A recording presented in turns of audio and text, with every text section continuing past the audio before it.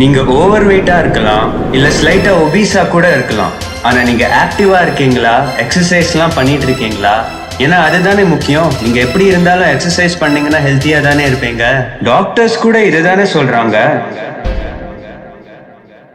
Hi everybody, இந்த வீடியோட objective வந்து உங்களை பயமுறுத்துறதுக்கு இல்ல, உங்களோட அவேர்னஸ்க்காக. இவ்வளவு நாளா எல்லாரும் நம்ம கிட்ட என்ன சொல்லியிருப்பாங்கன்னா, ஈவன் டாக்டர்ஸ் உட்பட எல்லாரும் என்ன சொல்லியிருப்பாங்கன்னா, நீங்க வந்து எக்ஸசைஸ் பண்ணிட்டே இருங்க, கான்ஸ்டன்டா எக்ஸசைஸ் பண்ணிட்டு இருக்கிற வரைக்கும் ஹெல்த்தியா இருப்பீங்க. நீங்க ஓவர் வெயிட்டா இருந்தாலும் பரவாயில்ல, நீங்க ஆக்டிவா இருந்தீங்கன்னா நீங்க ஹெல்த்தியா இருப்பீங்க அப்படின்னு சொல்லிட்டு இருந்தாங்க. இதேதான் வந்து நம்ம எல்லாருமே நம்பிட்டு இருந்தோம் இவ்வளவு நாளைக்கு. இப்போ ரொம்ப ஒபீஸா இருக்கிறவங்க தான் வந்து கொஞ்சம் அவேர்னஸோட இருக்காங்க. இந்த மாதிரி வெயிட் குறைக்கலன்னா ஹெல்த் ப்ராப்ளம்ஸ் எல்லாம் வரும் அப்படின்னு சொல்லிட்டு. ஆனா லைட்டா ஓவர் வெயிட்டா இருக்கிறவங்க எல்லாம் வந்து இது ஒரு நைஸ் டு ஹேவ் திங்கா தான் பாக்குறாங்க. இப்போ நான் சொல்ல போற விஷயம் வந்து, நீங்க ஹெல்த் அண்ட் ஃபிட்னஸ் பத்தி என்னெல்லாம் ஐடியா வச்சிருக்கீங்களோ எல்லாமே தப்பு அப்படிங்கிறது சொல்ல போகுது. இப்போ நீங்க ஓவர் வெயிட்டா இருந்தாலுமே வந்து நீங்க ஆக்டிவா எக்ஸசைஸ் பண்ணிட்டுலாம் இருக்கிற வரைக்கும் நீங்க நிஜமாவே ஹெல்த்தியா இருப்பீங்களா அப்படின்னு கண்டுபிடிக்கிறதுக்கு இப்போ ரீசெண்டா ஜனவரி 2021 வந்து ஒரு ஸ்டடி நடந்தது. European journal of preventive cardiology அப்படின்னு ஒரு குரூப் வந்து கிட்டத்தட்ட 5.5 லட்சம் பேர் வச்சு ஒரு ஸ்டடி பண்ணாங்க. இந்த ஸ்டடியோட ரிசல்ட் ஏன் இவ்வளவு சீரியஸா எடுத்துட்டு இருக்காங்கன்னா, கிட்டத்தட்ட 5.5 லட்சம் பேர் வச்சு பண்ற ஸ்டடிஸ வந்து ஒரு பாப்புலேஷன் ஸ்டடியா கூட நீங்க கன்சிடர் பண்ணலாம். சோ ஹியூஜ் அமௌண்ட் ஆஃப் பீப்புளோட பண்ணிருக்காங்க.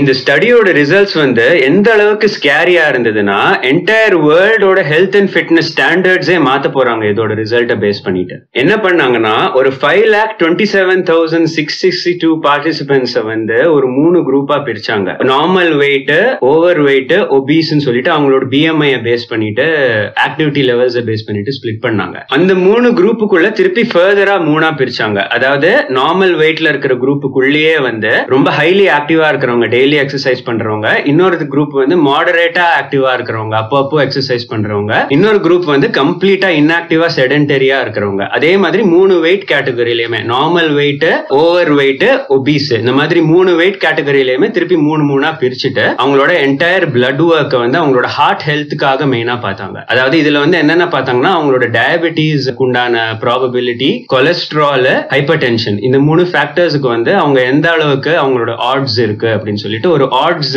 ஸ்கேல வச்சுட்டு மெஷர் பண்ணாங்க. இதுல சுருக்கமா சொல்ல போனா ரிசல்ட் என்ன சொல்லிச்சுன்னு பாத்தீங்கன்னா, ஒரு நார்மல் வெயிட்டா சோம்பேறியா ஒண்ணுமே செய்யாத ஒரு ஆளு கூட வந்து ஒரு ஒபீஸா இருக்கிற பயங்கர ஹைலி ஆக்டிவ் ஆளோட வந்து ஹெல்த்தியா இருக்கான். சோ ஒரு ஒபீஸ் ஆளு வந்து கண்டினியூஸா டெய்லி எக்ஸசைஸ் பண்ணிட்டுமே வந்து ஒரு நார்மல் வெயிட்டான இருக்கிற சோம்பேறி ஆள் அளவுக்கு கூட ஹெல்த்தி கிடையாது அப்படின்னு சொல்ல வந்தான். அதுவும் எந்த அளவுக்குன்னா 4 டைம்ஸ் ஜாஸ்தி வந்து டயபெட்டிஸ் வரதுக்கு சான்ஸ் இருக்கு, 6 டைம்ஸ் ஜாஸ்தி கொலஸ்ட்ரால் வரதுக்கு சான்ஸ் இருக்கு. இந்த மாதிரி கேசஸோட அவங்களோட பிளட் ஒர்க்கை வச்சே ப்ரூவ் ஆச்சு. பாத்தீங்கன்னா இதுதான் வந்து ஸ்டடியோட ரிசல்ட்ல இருந்து அவங்க டிரா பண்ணின சார்ட். ஒரு ஆட்ஸ் ரேஷியோ ஒரு 0 to 7 ஸ்கேல்ல மெஷர் பண்ணிருக்காங்க. ஆட்ஸ்னா சான்சஸ்.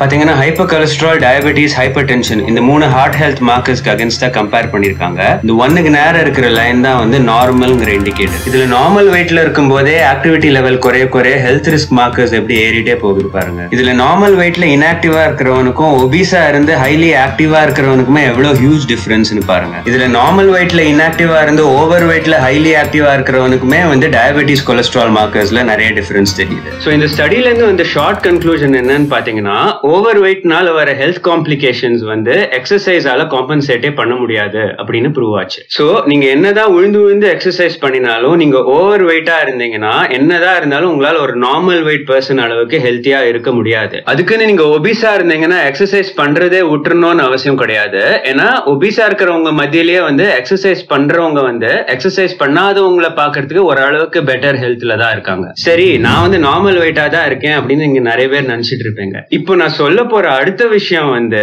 அதுவுமே வந்து உங்களை யோசிக்க வைக்கும். நீங்க நிஜமாவே நார்மல் வெயிட்ல தான் இருக்கீங்களா இல்லையா அப்படின்னு சொல்லிட்டு. என்னன்னு பாத்தீங்கன்னா, BMI பத்தி நான் இதுக்கு முன்னாடி ஆல்ரெடி பேசியிருப்பேன். BMI முதல்ல ஒரு டுபாக்கூரான ஸ்டாண்டர்ட். ஆனா BMI நீங்க ஸ்டாண்டர்டா எடுத்துக்கிட்டீங்கனாலே பாத்தீங்கன்னா, இன்டர்நேஷனல் ஸ்டாண்டர்ட்ஸ்ல வந்து 25க்கு மேலதான் வந்து ஓவர் வெயிட்னு சொல்லியிருப்பாங்க, 30க்கு மேலதான் ஒபீஸ்னு சொல்லியிருப்பாங்க. இப்போ இந்தியன் ஜெனடிக்ஸ் பத்தி ரிசர்ச் பண்ணவங்க BMI பொறுத்தவரை என்ன கண்டுபிடிச்சிருக்காங்கன்னு பாத்தீங்கன்னா, 25 BMIல வர ஹெல்த் ப்ராப்ளம்ஸ் எல்லாமே இந்தியன்ஸுக்கு வந்து 23லயே வர ஆரம்பிச்சிடுது. BMI 23ல இருக்கும் போதே வந்து மத்த இன்டர்நேஷனல் பீப்புளோட 25க்கு ஈக்குவலண்டா இருக்கு அப்படின்னு சொல்லிட்டு. சோ இப்போ Indian BMI based new new definition எப்படி இருக்கும்னா 23ல இருந்தே நீங்க ஓவர் வெயிட், 25க்கு மேல நீங்க ஒபீஸ் அப்படின்னு சொல்லிட்டு. இப்போ நீங்க யோசிங்க, நீங்க நார்மல் வெயிட்ல இருக்கீங்களா, ஓவர் வெயிட்ல இருக்கீங்களா, ஒபீஸா இருக்கீங்களா அப்படின்னு சொல்லிட்டு. இப்போ பிஎம்ஐல ஒரு டுபாக்குறான விஷயம் என்னன்னு பாத்தீங்கன்னா, பிஎம்ஐ வந்து உங்க ஹைட் உங்க வெயிட்ட மட்டுமா பேஸ் பண்ணிட்டு ஒரு கால்குலேஷன் போடும். அதனால வந்து உங்களோட மசில் மாஸ், உங்களோட போன் வெயிட், இந்த மாதிரி விஷயத்த எல்லாத்தையும் அக்கௌண்டே பண்ணாது. அதனால என்னன்னா,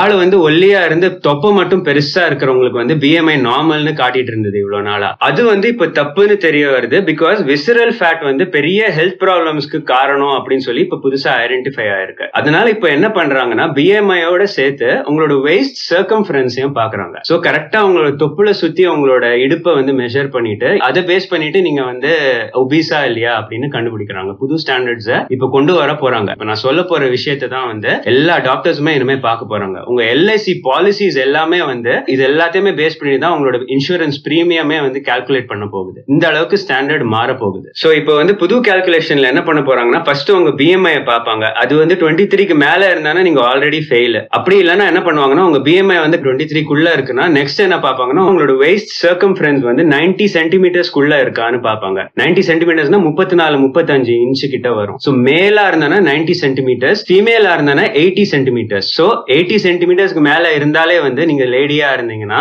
நீங்க வந்து ஓவர் வெயிட்னு அர்த்தம். சோ சாரி, ஓவர் வெயிட் கூட இல்ல, 90 சென்டிமீட்டர்ஸ் 80 சென்டிமீட்டர்ஸ் தாண்டினா ஒபிசிட்டியோட இண்டிகேஷன். சோ குஷ்பு வந்து குண்டா இருந்தாலும் அழகா இருப்பாங்க அப்படின்னு சொல்றதெல்லாம் நிப்பாட்டிட்டு ஒழுங்கா வெயிட் குறைக்கிற வழியை பார்க்கணும். சோ நீங்க நிஜமாவே நார்மல் வெயிட்ல இருக்கீங்களா, ஃபிட்டா இருக்கீங்களா அப்படின்னு பாக்குறதுக்கு ஃபர்ஸ்ட் வந்து உங்களோட வெயிஸ்ட் சைஸை பாருங்க. உங்களோட வெயிட்ட பார்த்துட்டு BMI calculator, online BMI calculators இருக்கு. உங்க பிஎம்ஐ வந்து 23க்கு கீழே இருக்கா அப்படிங்கறத செக் பண்ணிக்கோங்க. ஒரே ஒரு விஷயம், இந்த நியூ இந்தியன் ஸ்டாண்டர்ட்ல எனக்கு என்ன புரியல அப்படின்னா, உங்க ஹைட் வந்து 6 அடிக்கு மேல போயிடுச்சுன்னா கூட எப்படி வந்து வேஸ்ட் சர்க்கம்ஃபரன்ஸ் 90 சென்டிமீட்டர்ஸ்க்கு எக்ஸ்பெக்ட் பண்ண முடியும் அப்படிங்கிற விஷயம் தான் எனக்கு புரியல. ஏன்னா உங்களுக்கு ஹைட் ஜாஸ்தி ஆக உங்களோட இடுப்பு போனே வந்து அதுக்கு ஏற்ற மாதிரி ப்ரொபோர்ஷனேட்டா பெருசாகும். இந்த ஒரு விஷயம் மட்டும் எனக்கு லைட்டா உதைக்குது. சோ இதை பத்தி நான் இன்னும் ஃபர்தர் ரிசர்ச் பண்ணோன்னே நான் உங்களுக்கு சொல்றேன். ஆனா ஃபார் த மோஸ்ட் பார்ட் முக்காவாசி பேர் 6 அடிக்கு மேல எல்லாம் இருக்க மாட்டீங்க. சோ உங்களுக்கு வந்து இந்த 34-35 இன்ச் வந்து ஒரு பெரிய ரெட் பிளாகா தான் இருக்கும். சோ நீங்க வந்து செக் பண்ணிக்கோங்க. சோ இப்ப புதுசா வர நிறைய ரிசர்ச்ல எல்லாம் வந்து உங்க இம்யூன் சிஸ்டமே வந்து கனெக்ட் பண்றாங்க உங்க பெல்லி ஃபேட்டோட. சோ பெல்லி ஃபேட் அதிகமா இருக்க இம்யூன் சிஸ்டம் இன்னும் வேர்ஸா